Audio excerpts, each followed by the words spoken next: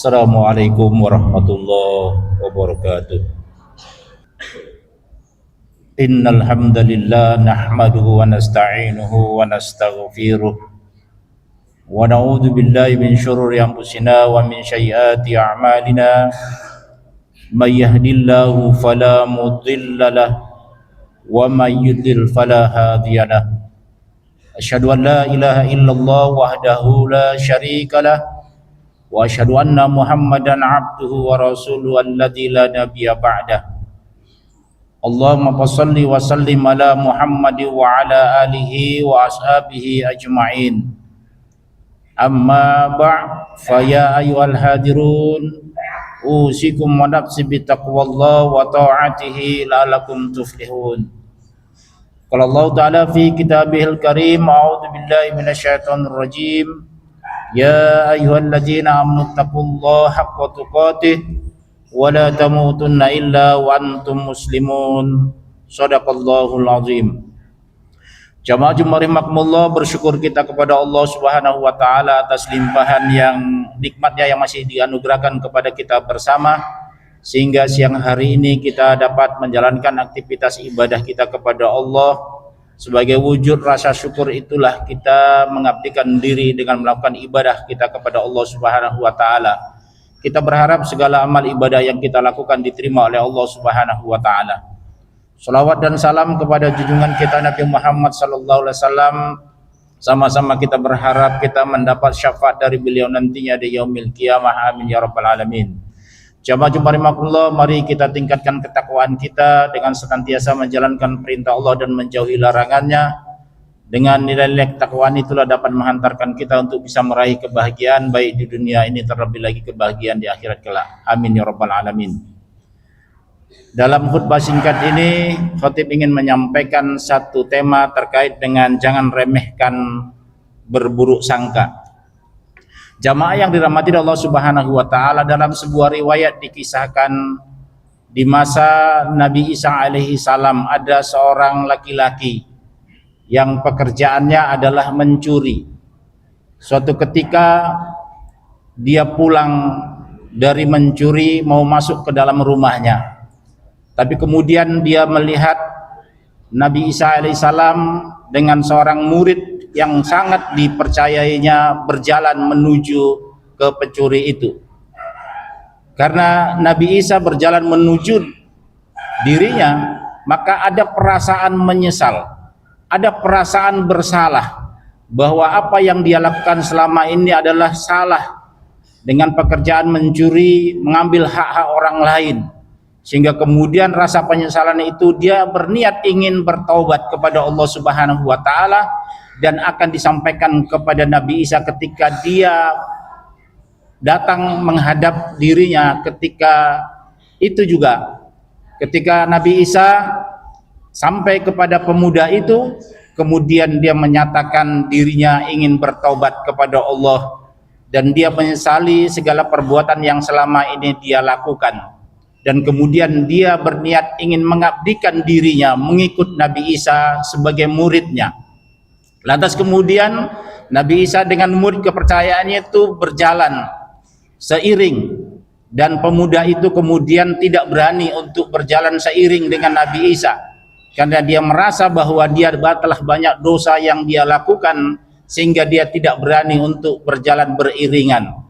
Maka kemudian dia berjalan di belakang Nabi Isa dan muridnya itu. Dan ketika murid Nabi Isa melihat ke belakang dan pemuda itu mengikutinya, ada sebuah muka yang berubah dari muridnya itu, merasa bahwa tidak pantas pencuri itu mengikuti Nabi Isa karena sesungguhnya dia telah banyak dosa. Tapi sebaliknya pencuri itu adalah merasa bersalah sehingga kemudian dia sambil berjalan dia bermohon atas dosa-dosa, bermohon kepada Allah atas dosa-dosa yang dia lakukan. Lantas kemudian turunlah firman Allah kepada Nabi Isa, dan dia katakan bahwa sesungguhnya pencuri itu telah diterima tobatnya, dan murid Nabi Isa sebagai murid kepercayaannya adalah bahwa segala amal yang dia lakukan tidak diterima dan dia harus melakukan pekerjaan atau melakukan amal dari mulai awal sesungguhnya.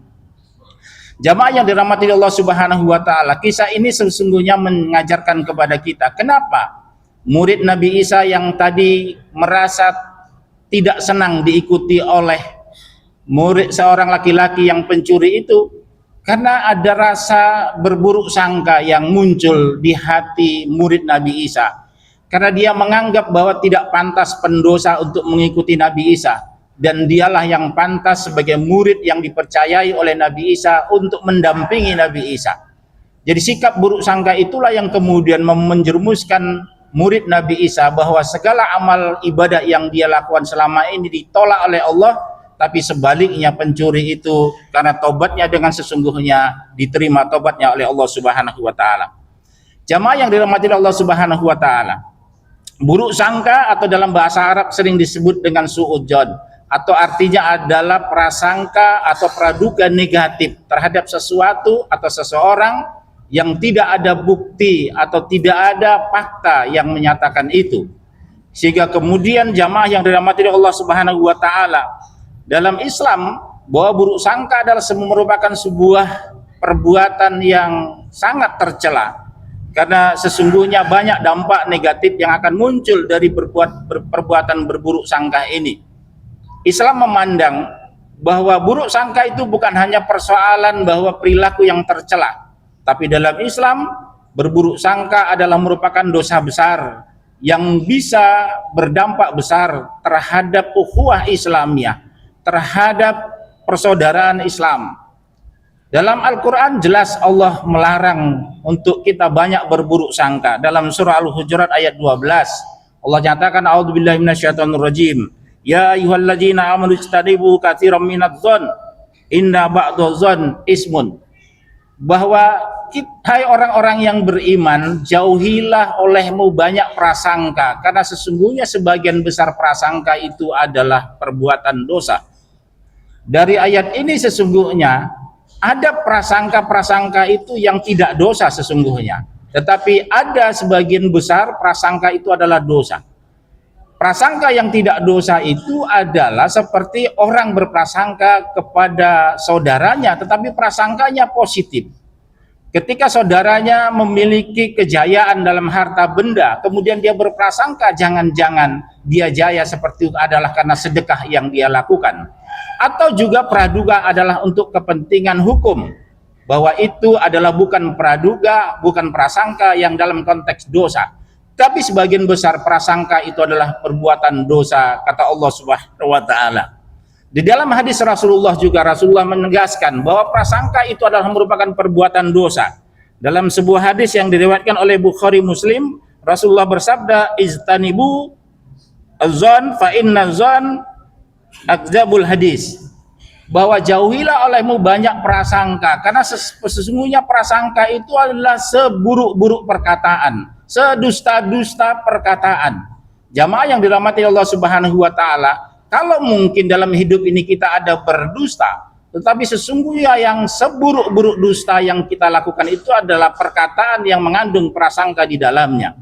Jamaah yang dirahmati Allah, oleh karena itu cukup banyak sesungguhnya dampak negatif dari perbuatan prasangka ini.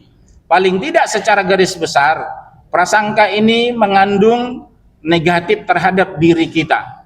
Orang yang banyak berprasangka akan mempengaruhi terhadap dirinya, terhadap kesehatannya. Karena orang yang sering banyak berprasangka akan memunculkan kecemasan dan kegelisahan. Pikiran-pikiran negatif yang muncul di dalam dirinya akan menjerumuskan dirinya kepada sebuah hal yang tentunya akan melahirkan sebuah perbuatan-perbuatan dosa berikutnya. Oleh karena itu orang yang berprasangka kemudian muncul perbuatan dosa berikutnya adalah mengintip-ngintip, mengintai-ngintai perbuatan orang lain dan kemudian menceritakan aib saudaranya. Oleh karena itu bahwa dampak negatif dari prasangka ini adalah akan mempengaruhi diri kita. Yang kedua adalah bahwa prasangka itu tentunya berbahaya dalam kehidupan sosial. Orang yang selalu berprasangka tentunya pada akhirnya akan terjadi sebuah hubungan yang tidak harmonis antara satu dengan yang lain. Orang yang selalu berprasangka akan memecahkan persaudaraan kita. bahwa orang yang berprasangka tentunya akan memutuskan silaturahim dan lain-lain sebagainya. Oleh karena itu jamaah yang dirahmati Allah Subhanahu wa taala, jangan pernah meremehkan sebuah prasangka yang muncul di dalam kehidupan kita. Oleh karena itu, solusi yang bisa kita lakukan supaya kita terhindar dari prasangka adalah, yang pertama adalah banyaklah kita berbaik sangka dalam hidup ini. Kadang dalam kehidupan kita, dalam keluarga, dalam masyarakat, dalam dunia kerja, sering sekali kita muncul prasangka-prasangka yang tidak baik dalam hidup ini. Ketika kita melihat saudara kita yang tidak sholat, kemudian kita menganggap bahwa dia akan masuk neraka, sehingga kita menganggap bahwa kita adalah orang yang masuk surga, bahwa itu adalah sebuah prasangka negatif, bahwa sesungguhnya tidak bisa dipastikan apakah orang yang melakukan ibadah kemudian otomatis dia akan menjadi ahli surga. Kemudian orang yang banyak dosa, maksiat, kemudian otomatis dia akan menjadi penduduk neraka. Sesungguhnya Allah punya kehendak. Allah akan bisa membolak-balikkan hati manusia, bahwa siapa yang hari ini mungkin dianggap taat, tetapi bisa pada akhirnya dia akan su'ul khatimah, dan siapa yang pada hari ini dianggap sebagai orang yang sesat dan mungkin maksiat, tetapi pada akhirnya dia bisa husnul khatimah. Jamaah yang dirahmati Allah Subhanahu wa taala, dalam dunia kerja kadang-kadang muncul sebuah prasangka yang tidak baik. Ketika saudara kita yang selama ini rajin datang ke tempat kita, rajin bertandang tempat kita, tiba-tiba tidak rajin, muncul prasangka kita, iya sekarang dia sudah sombong. Ketika kita menyatakan dalam diri kita bahwa dia sudah sombong, bahwa kita sudah berprasangka sesungguhnya. Dan ketika saudara kita tidak ramah lagi, kemudian kita berprasangka yang negatif terhadap dirinya, bahwa itu adalah prasangka yang negatif yang bisa menimbulkan perbuatan dosa. Oleh karena itu, berbaik sangkalah kita dalam hidup ini. Seburuk apapun mungkin perilaku orang, maka kita harus berbaik sangka dan kita doakan semoga Allah memberikan petunjuk terhadap dirinya. Yang kedua adalah senantiasalah kita menjaga lisan kita. Dengan menjaga lisan ini sesungguhnya kita akan terhindar dari buruk sangka itu. Islam mengajarkan kepada kita kalau kita tidak bisa bicara yang baik, hendaklah kita diam. Dan tentu dengan banyak diam, tentu akan terhindar dari prasangka-prasangka yang tidak baik. Oleh karena itu, berkatalah yang baik, kalau tidak bisa, hendaklah kita diam daripada kita berprasangka terhadap saudara-saudara kita yang kita anggap bahwa mereka adalah orang-orang yang lebih rendah daripada kita. Yang ketiga adalah mari kita tingkatkan ukhuwah Islamiyah kita dengan saling meningkatkan hubungan silaturahim, meningkatkan ukhuwah Islamiyah, saling menolong, saling membantu, maka akan semakin kuatlah tali persaudaraan kita dan meminimalisir terhadap terjadinya sebuah prasangka-prasangka negatif dalam hidup ini. Yang terakhir yang perlu kita lakukan supaya kita terhindar dari prasangka adalah banyak berdoa kita kepada Allah Subhanahu wa taala. Karena doa itu adalah benteng kita untuk bisa menghindarkan diri kita dari perbuatan-perbuatan yang tidak baik.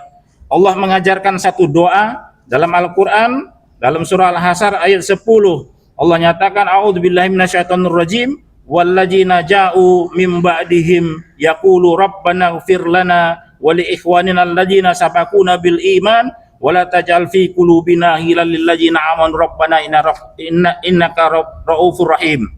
Dan orang-orang yang datang sesudah mereka yaitu muhajirin dan ansar, mereka berdoa, ya Tuhan kami, berilah ampun kami dan saudara-saudara kami yang telah beriman lebih dahulu daripada kami, dan janganlah engkau membiarkan kedengkian dalam hati kami terhadap orang-orang yang beriman. Ya Tuhan kami, sesungguhnya engkau maha penyantun lagi maha penyayang. Jamaah yang dirahmati Allah Subhanahu wa taala, dengan kita mengetahui bagaimana sesungguhnya bahaya besar dari meremehkan prasangka ini, dan tentunya mari kita jauhi sejauh-jauhnya prasangka ini supaya kita dalam hidup ini bisa dapat meraih keridhaan ilahi, dan tentu dosa-dosa kita yang mungkin kita lakukan dengan prasangka itu bahwa diampuni oleh Allah Subhanahu wa taala. Jamaah yang dirahmati Allah Subhanahu wa taala, demikianlah khutbah yang singkat ini. Mudah-mudahan ini bisa menjadi renungan kita bersama. Barakallahu li wa lakum fil Qur'anil Karim wa nafa'ani wa iyyakum bima fi minal ayati wa dzikril hakim. Aqulu qouli hadza fastaghfirullah li wa lakum wa li sairil muslimina wal muslimat wal mu'minina wal mu'minat fastaghfiru إنه هو الغفور الرحيم.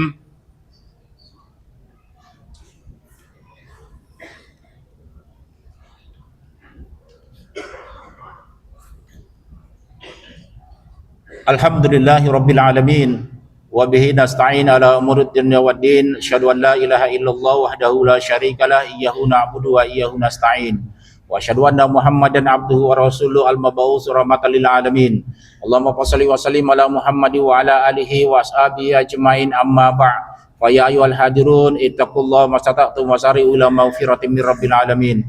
Qala Allah Ta'ala fi kitabil karim, a'udzu billahi minasyaitonir rajim, fatazawwadu fa inna kharajat taqwa. Summa qala ta'ala fi ayatil ukhra, innallaha wa malaikatahu yusholluna 'alan nabi ya ayyuhalladzina amanu shallu 'alaihi wa sallimu taslima. Allahumma shalli 'ala Muhammad wa 'ala ali Muhammad kama shallaita 'ala Ibrahim wa 'ala ali Ibrahim, wa barik 'ala Muhammad wa 'ala ali Muhammad kama barakta 'ala Ibrahim wa 'ala ali Ibrahim fil 'alamin innaka Hamidum Majid.